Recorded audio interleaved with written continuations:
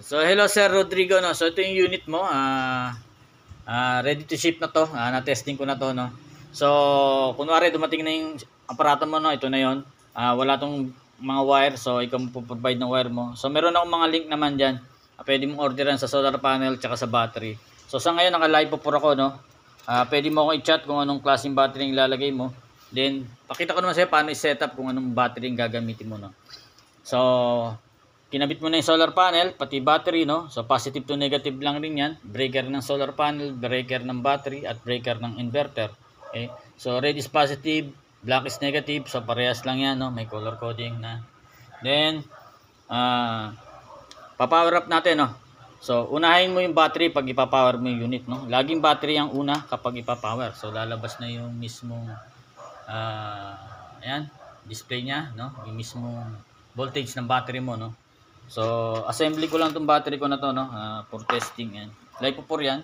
So, pwede kang bumili nga nito. LiPo 4 battery, 100Ah. Pasok sa iyo dyan yan. Meron tayong link para dyan, okay? So, power natin yung solar panel para lumabas yung solar panel, no? Okay. So, power natin. Yan. So, nagbiblink. Ibig sabihin ay good na yung system natin. Nagbiblink yung arrow, then yung solar panel. So, nagcha-charge na yung battery mo. So, sa ngayon, naka-LiPo 4 tayo, no? So, tingnan natin dito sa menu. Ayan. Okay. So, B3, LiPo 4. So, kung gusto mong baguhin yan, kung lead acid lang gagamitin mo, ay long press mo yung B3 na yon. So, B3, long press to. Antayin mo mag-blink. Okay. Then, pwede mo nang ipalitan yan na B1, no? If ever gusto mo na lead acid lang ang battery. Pero sa ngayon, naka-LiPo 4 ako, so B3. Okay. So, antayin mo lang, nagbi-B3 pa rin yan. Okay. So, ngayon, maglo-load na tayo ng mga 220 volts na appliances, no? So, 100 watts, daytime, walang problema yan. Then, ito yung inverter natin, tsaka LVD ng breaker. So, nakabukod. So, pwede natin i-focus na charging lang, no? Then, pag gusto mo nang gumamit, so power natin yung inverter. Yan. Then yung LVD lalabas din display. So konting difference ng voltage yan, walang problema dahil nagkakaroon ng effect habang nagcha-charge yung battery natin, no? Then dito sa inverter may power up din yan. Ayan. So ito yung voltage naman niya 12.9, no? So may difference talaga yan dahil yung kuryente dumaloy na rito.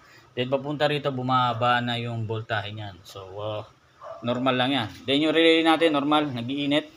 Then itong inverter natin, so blower naka-off, no? Kapag nag-init yan, kusang magbo-blow yan dahil mararamdaman niya na nag-iinit na siya.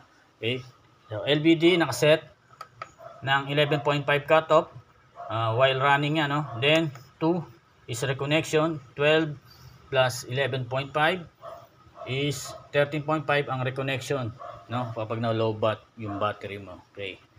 So lagyan natin ng load. So ito muna yung load ko, no? Yan. Ceiling fan, 20 watts ang fan, then 10 watts yung ilaw, okay? So 30 watts yung total yan, no? Ayan, okay?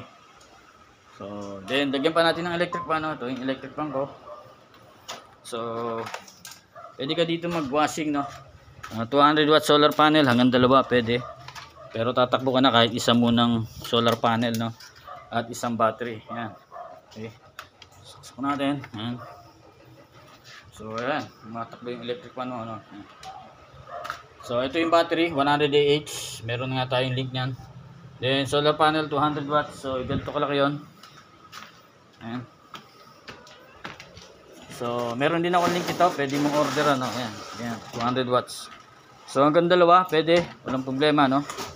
Dahil yung SCC natin ay 600 watts naman ang rating nito. Pwede nga hanggang 3, pero nire-recommend ko lang lagi is 2, no? Pero actually pwede 3, walang problema 'yon. So ship ko to sa iyo mamaya, no? Babalutin ko na. Then salamat sa pagtitiwala. God bless.